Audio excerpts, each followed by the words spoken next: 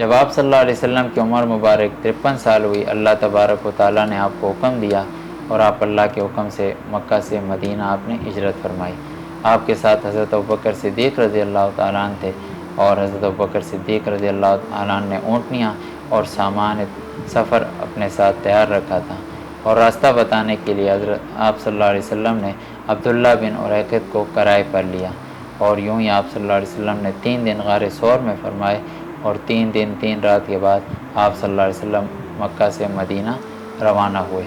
اور جب آپ صلی اللہ علیہ وسلم مدینہ پہنچے، وہاں پہ آپ صلی اللہ علیہ وسلم نے حضرت ابو ایوب انصاری رضی اللہ تعالیٰ عنہ کے گھر ابتداً وہاں قیام فرمایا۔ اس کے بعد جب آپ صلی اللہ علیہ وسلم مدینہ تشریف لے گئے تو سب سے پہلے آپ نے وہاں پہ مسجد تعمیر کی، اور مسجد تعمیر کرنے کے بعد آپ صلی اللہ علیہ وسلم نے وہاں پہ مہاجرین اور انصار میں بھائی چارہ قائم کیا، اور سب نے حق ادا کیا بھائی چارے کا۔ اور اس کے بعد مدینہ میں 3 قبیلے تھے یہودیوں کے، بنو قریظہ، بنو نذیر اور بنو قینقاع، ان کے ساتھ معاہدہ کیا، اور اسے کہتے ہیں میثاق مدینہ، اور کہا کہ ہم آپس میں یہاں رہیں گے، جو کوئی بھی باہر سے حملہ کرے گا ہم پہ، ہم مل کر اس کا مقابلہ کریں گے۔ اس کے بعد اذان کا حکم نازل ہوا۔ آپ صلی اللہ علیہ وسلم نے صحابہ کرام سے مشورہ کیا کہ نماز کے لیے کس طرح بلایا جائے، تو بعض حضرات نے فرمایا کہ ناقوس بجایا جائے۔ ناقوس لکڑی کا ہوتا ہے جسے عیسائی بجایا کرتے تھے، تو آپ صلی اللہ علیہ وسلم نے فرمایا یہ تو عیسائیوں کے ساتھ مشابہت آئے گی۔ بعض حضرات نے کہا کہ نہیں، اس طرح کرتے ہیں کہ بھوق بجاتے ہیں، یہ یہودی جو ہے وہ اپنے معبد خانوں میں اس کو بجایا کرتے تھے، تو آپ نے فرمایا کہ یہ تو یہودیوں کے ساتھ مشابہت آئے گی۔ بعض حضرات نے کہا کہ آگ جلائیں گے، آپ صلی اللہ علیہ وسلم نے فرمایا کہ یہ تو مجوسیوں کے ساتھ مشابہت آئے گی۔ بہرحال ان میں سے ایک ثابت حضرت عبداللہ بن زید بن عبد ربی، ان کو کافی اس چیز کی فکر لاحق ہوئی، اور یہ جب رات کو گئے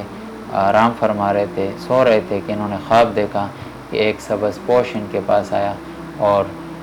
اس کے ہاتھ میں ایک ناقوس تھا، تو انہوں نے کہا کہ یہ مجھے دے دیں تاکہ ہم اس کے ساتھ لوگوں کو نماز کی طرف بلائیں۔ تو سبز پوش نے کہا کہ میں اس سے اچھے الفاظ آپ کو سکھاتا ہوں، آپ اس کے ذریعے جو ہے نا نماز کی طرف بلایا کریں، اور وہ الفاظ تھے اللہ اکبر اللہ اکبر، اشہد ان لا الہ الا اللہ، اشہد ان محمد رسول اللہ، حی علی الصلاۃ حی علی الفلاح، اللہ اکبر اللہ اکبر، لا الہ الا اللہ۔ صبح جب یہ آئے، انہوں نے آپ صلی اللہ علیہ وسلم کو بتایا، تو آپ صلی اللہ علیہ وسلم نے فرمایا کہ یہ الفاظ حضرت بلال کو سکھائیں، اور کچھ دنوں بعد حضرت عمر رضی اللہ تعالیٰ عنہ نے بھی خواب دیکھا تھا۔ اس کے بعد آپ صلی اللہ علیہ وسلم کی عمر مبارک جب 54 سال ہوئی تو ایک غزوہ پیش آیا، غزوہ بدر، جس میں 313 مسلمان تھے، اور انہوں نے تقریباً 1000 کفار یا 950 کو شکست دی۔ اس کے بعد غزوہ بنو قینقاع پیش آیا، کیونکہ مسلمان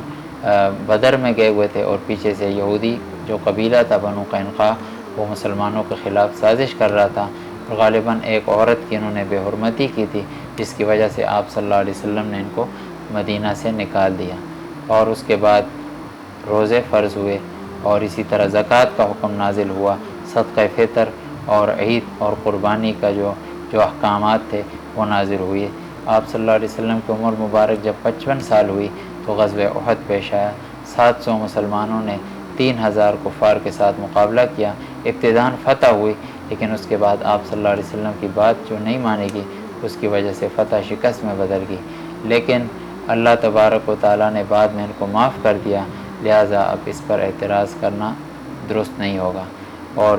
ایک اور بات یہاں پہ یہ بھی ہے کہ ابھی غزوہ احد کے شہداء کو دفنایا نہیں تھا، یہ اگلا حکم اللہ کی طرف سے ہے غزوہ حمراء الاسد کا، اور وہی صحابہ کرام دوبارہ گئے اور وہاں اس غزوے میں شریک ہوئے، لیکن وہ غزوہ نہیں ہوا، اور صحابہ کرام نے وہاں اس بازار میں حمراء الاسد کے بازار میں خوب تجارت کی اور نفع ہوا۔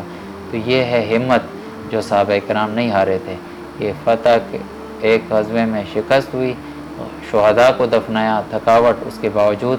سارے دوبارہ آپ صلی اللہ علیہ وسلم کے ساتھ دوسرے غزوے میں تشریف لے گئے۔ اس کے بعد غزوہ بنو نذیر ہوا، کیونکہ آپ صلی اللہ علیہ وسلم ان کے محلے میں، ان کے قبیلے میں تشریف لے گئے تھے، آپ کے ساتھ صحابہ کرام تھے، تو انہوں نے چھپ کے ایک منصوبہ بنایا کہ جب آپ صلی اللہ علیہ وسلم آئیں گے تو آپ پر جو ہے نا پتھر گرائیں گے۔ آپ صلی اللہ علیہ وسلم کو اللہ تبارک و تعالیٰ نے بتا دیا، اور آپ نے ان کو مدینہ سے نکالا، چونکہ ان کے ساتھ معاہدہ ہوا تھا۔ اور اس کے بعد غزوہ ذات الرقاع اور غزوہ خندق، جس میں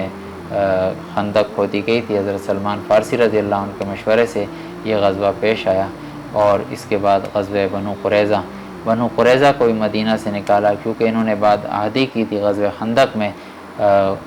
مخالفوں کا اور دشمن کا ساتھ دیا تھا، اس وجہ سے ان کو مدینہ سے نکال دیا۔ اور جب آپ صلی اللہ علیہ وسلم کی عمر مبارک 58 سال ہوئی تو صلح حدیبیہ پیش آیا، جس میں بیعت رضوان ہوئی۔ اب دونوں طرف سے مسلمانوں کے دشمن، ایک طرف سے مشرکین مکہ اور دوسری طرف سے یہودی جنہوں نے بدعہدی کی تھی اور ان کو نکالا گیا تھا، انہوں نے جو ہے مسلمانوں کے خلاف سازشیں شروع کی۔ آپ صلی اللہ علیہ وسلم نے خیبر پہ حملہ کیا اور اس کو فتح کیا، اور اس کے ساتھ آپ صلی اللہ علیہ وسلم نے عمرہ قضا بھی اس کے بعد فرمایا، یہاں تک کہ آپ صلی اللہ علیہ وسلم کی عمر مبارک 60 سال ہوئی اور فتح مکہ ہوا اس کے بعد۔ چونکہ ان مکہ والوں کے ساتھ صلح حدیبیہ میں